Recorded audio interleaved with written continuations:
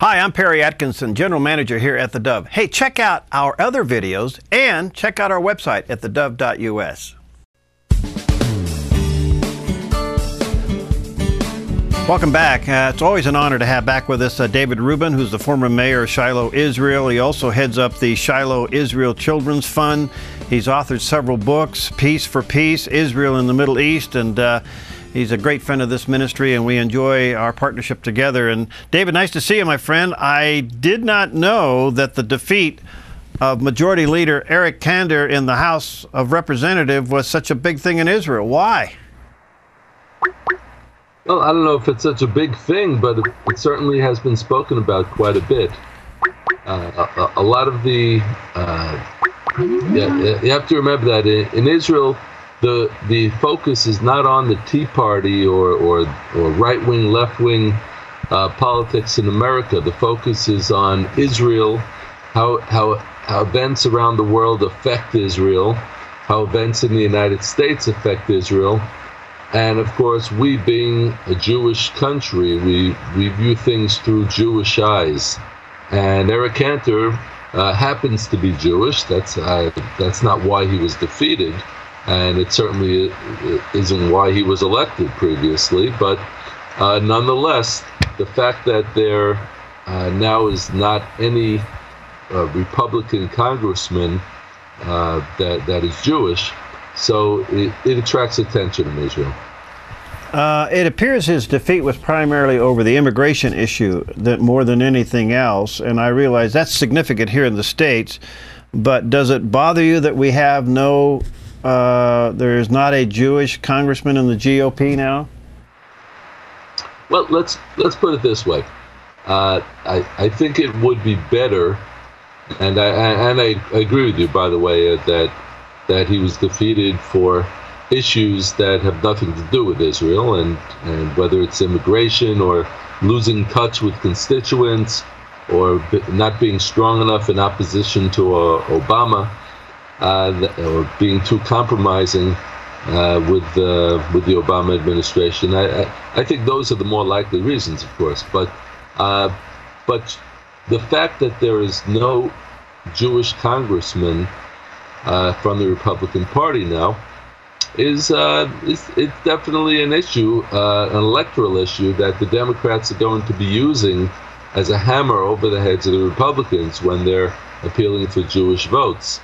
Now, having said that, I think it's important to point out that what is really important is not the Jewish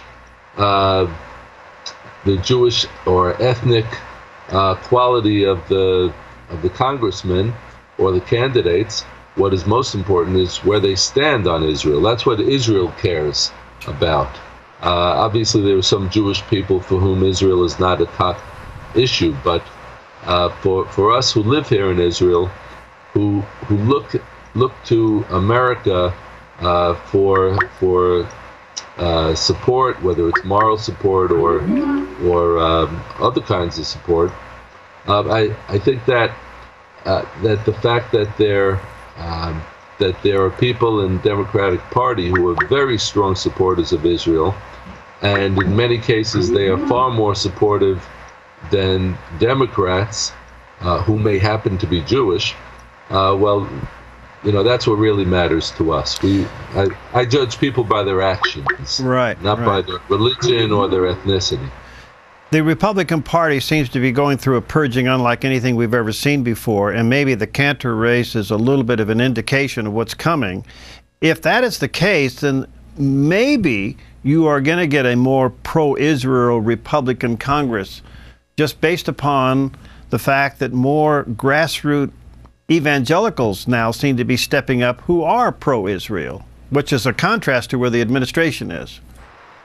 Well, that there's no question about. Look, I have always realized, I've long realized that in the Republican Party, there is a very strong Christian Zionist element, and that Christian Zionist element is usually the most supportive of Israel, and there's no question about that. I've seen that in material support for from my organization, the Shiloh Israel Children's Fund, and which gets a lot of strong support from Christian Zionists.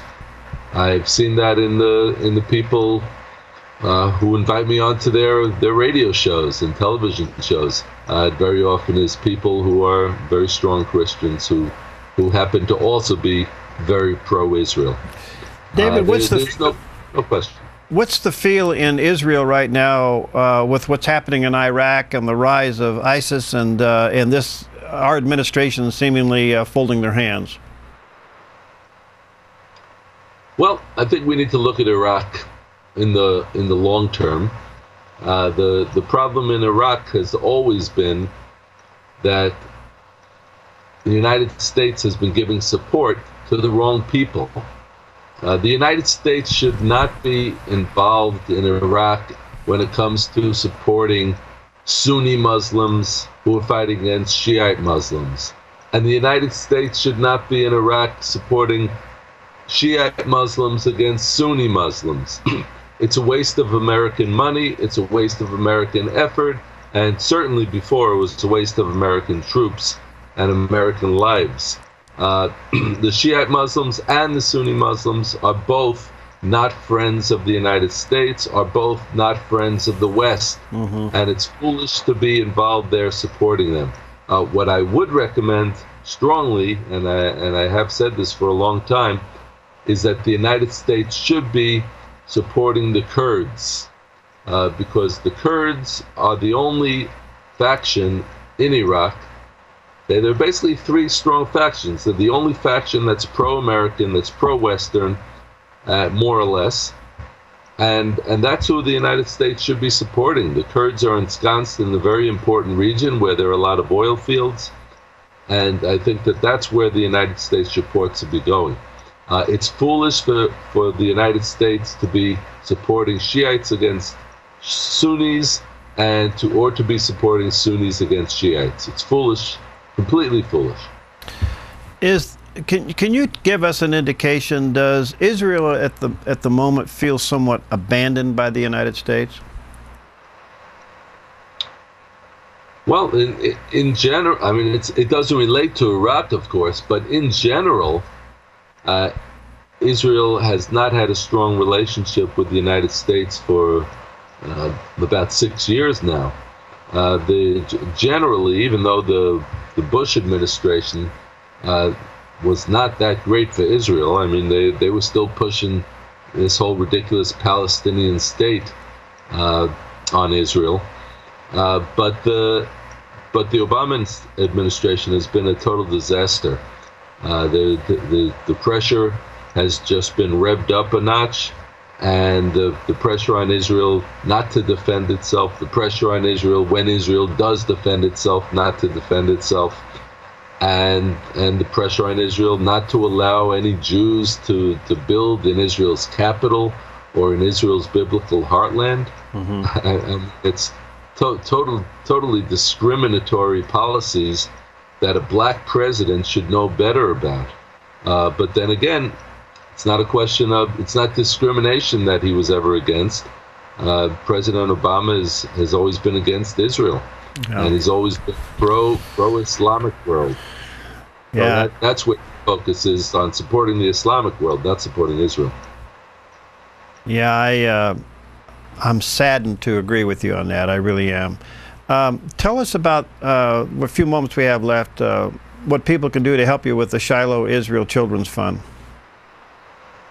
Well, the best thing to do is to go to our website. And the website is Shiloh, S-H-I-L-O-H, Israel Children.org. ShilohIsraelChildren.org. They can go there and they can get all kinds of information at ShilohIsraelChildren.org about the Shiloh Israel Children's Fund that supports terror victim children, that heals trauma in terror victim children, and through all of our projects we are rebuilding the biblical heartland of Israel. So that would be my main recommendation, to go to the website ShilohIsraelChildren.org. By the way, to find out more about my books, The Islamic Tsunami, or God, Israel, and Shiloh, or Peace for Peace. All three of those books, you can get information, or you can purchase them through the other website, which is davidrubinisrael.com. That's David Rubin, spelled R-U-B-I-N, davidrubinisrael.com. David, thank you for your time. I know you have a tight schedule. Blessings on you. Let's stay in touch, and we'll talk again soon, okay? Thank you. It was good to be with you today. All right, God bless. All right, we'll be right back.